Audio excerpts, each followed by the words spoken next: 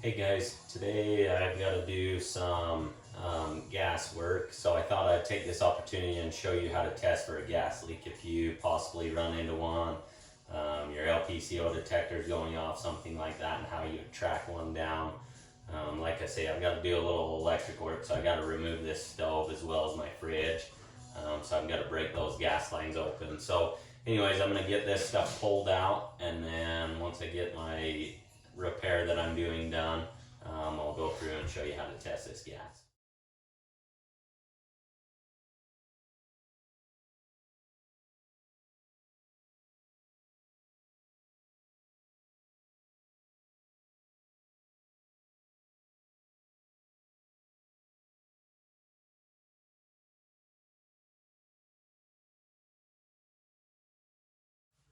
Alright guys, I got it all put back together, buttoned up, all my gas fittings and stuff on. So anyways, now I'll show you the process of what I do to test for leaks.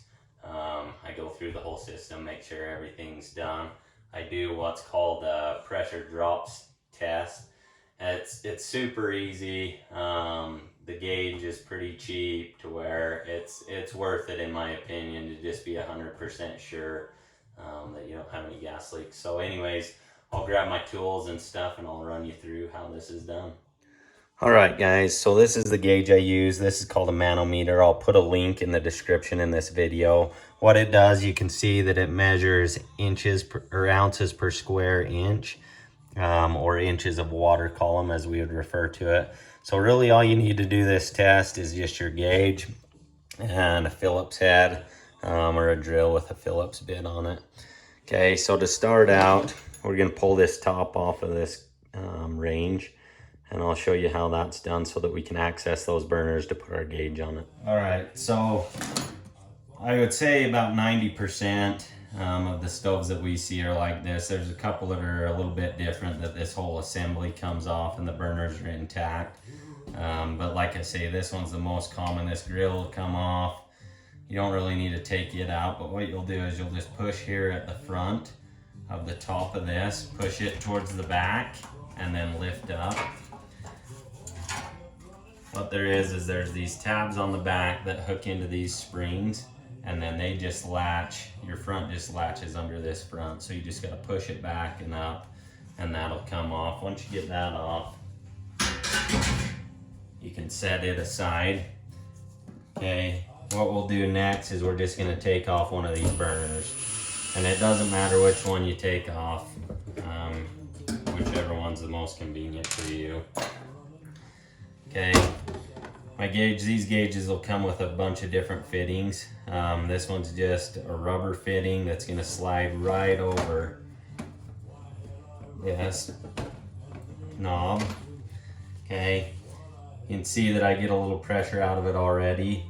What I'm gonna do is I'm gonna open that gas valve that goes to that burner that I'm hooked to. And then what I'll do is I will go and I will open my tank all the way up and then close it. Okay, and I can show you that process as well. So most of you are probably gonna have a dual tank setup similar to this. This one's got an auto changeover gauge on it. So I'm just gonna make sure which one that I'm set on, make sure my other tank is closed. And I'm gonna open this one all the way up, and then I'm gonna close it.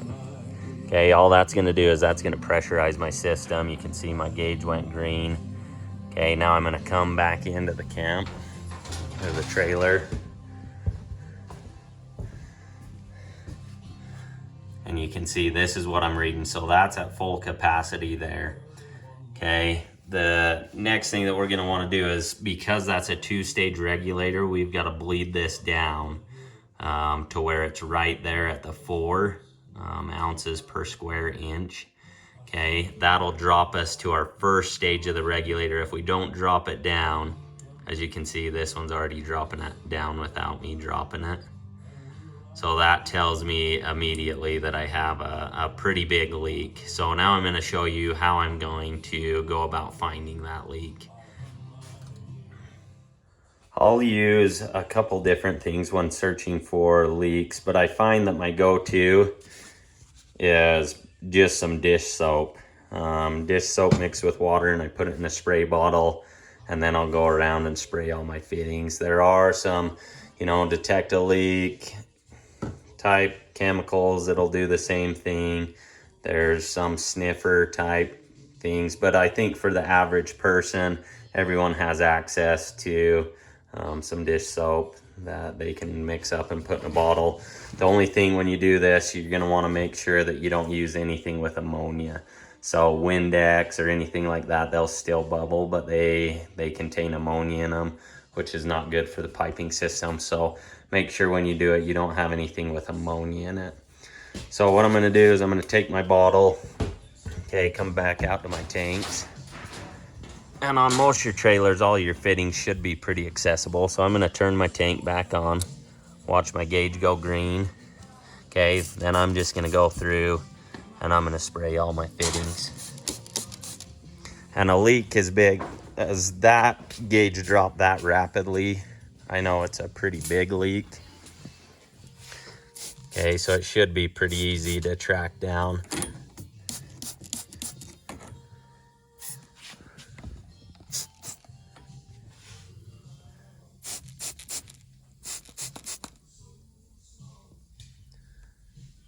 Okay, so I'm just going to go through and spray all of my fittings, my gas connections.